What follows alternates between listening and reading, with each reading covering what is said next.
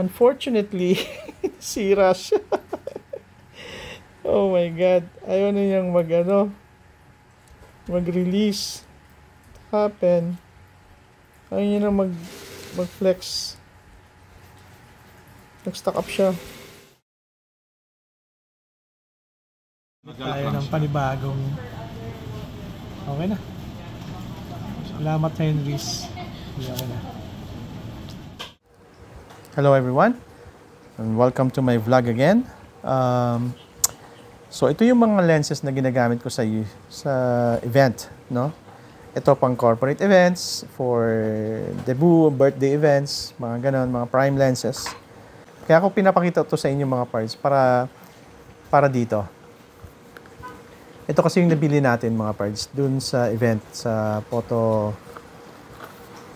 Fiesta Photo, no? O Photo Fiesta 2025 dun sa Ayala.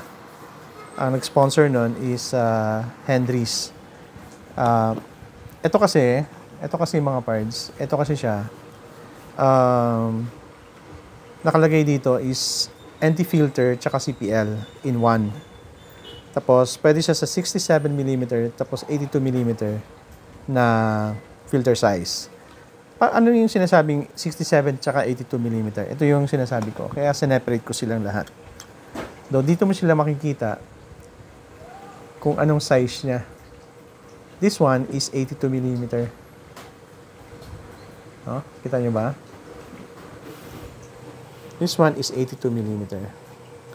And this one is 77mm. And this one is another 77mm. And this one is 72mm. So let's talk about this. Unboxing natin kung anong meron sa loob. Kung bakit ko siya binili. Okay. Hindi mo naman kailangan basahin yan. Maliban sa ito, meron din akong biniling cover niya. Okay. So, unahin natin yung lens cap. Yan yung lens cap niya. It's totally magnetic. Anyways. So, let's open this.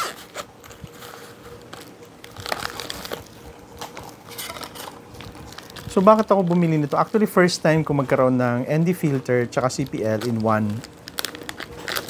Matagal na akong gustong magkaroon ng ganito kasi una-una, ang problem kasi with Sony, may tendency kasi siyang nag-overexpose siya sa pag nag-shoot ka pag sobrang daylight or overcast yung ilaw. So, kailangan mo ng ganito.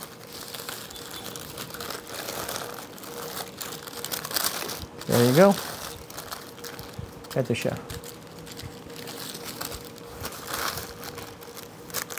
Ayan. Ito yung filter tsaka CPL. ND filter tsaka CPL. Ito siya. Magnetic. Oh. Hindi pala ito. Ito pala yung magnetic. Ayan. So, ito. Purpose nito is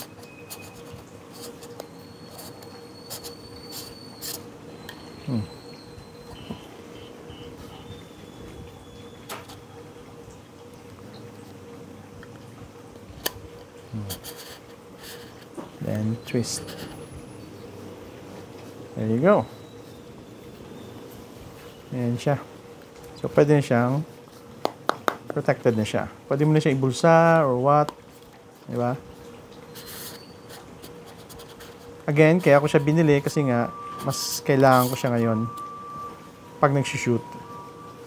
Tapos, this one, mga parts, ito siya. Luwagan mo lang muna siya. Luwag na pala siya. Tapos, ito yung filter size niya. Ayan. Ito nyo? Babago yung filter size niya. Diba? So, ibig sabihin yan, pwede na natin isuot dun sa mga lens natin. Like, for example, ito siya, 82mm. I think this is 82mm. Gano'n mo siya. Hold it. Tsaka, ganun mo siya. Tsaka mo siya iti-twist ng konti. Pag sa tingin mo na medyo ano na siya, medyo masikip na, tsaka mo siya ilalak. And once you lock that one, pwede mo siyang coveran. Pwede mo siyang tanggalin. So, ito, nakalock tong dalawa. Ito yung ND filter. Ito yung CPL. So, adjust mo na ngayon kung ano yung gusto mong dilim or anong gusto mong liwanag, no? No, kung masyadong maraming ilaw, ididiliman mo ng konti. Luwagan.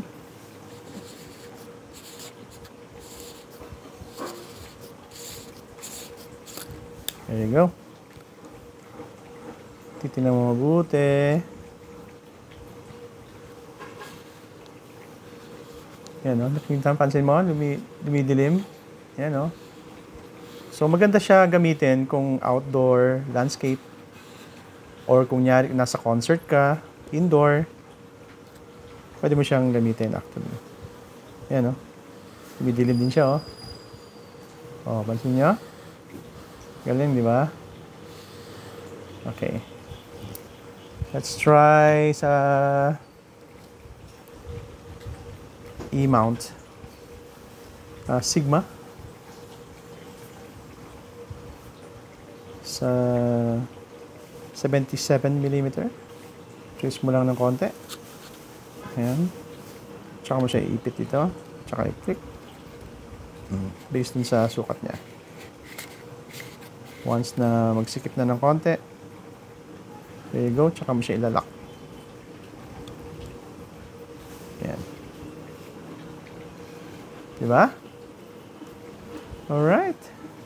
So, yun talaga ang purpose natin mga parts, para pwede natin ilagay sa kahit anong lens na, ano, na gusto mo, except lang for anything below 67. Kasi hanggang 67 lang siya eh. Dun sa pinakamaliit, sa 50mm. Ito yung pinakamaliit natin, 72 ang filter size niya. Oh. Too much. Alright. Oh, diba? Pansin mo, lumiliwanag, dumidilim. Lumiliwanag, dumidilim. So, actually excited akong gamitin siya. Meron lang tayong dapat na special na pangpunas sa kanya. Like this one, na nabibili lang sa Lazada. Sobrang ganda niyang ipunas. Huwag mo lang nilagyan ng tubig. Tatanggal niya talaga. Except lang mo. Ito kasi medyo velvet to eh. So, there you go. Safe na yung ating lens. So, para i-ano mo siya uli. Tanggalin mo siya, luwagan.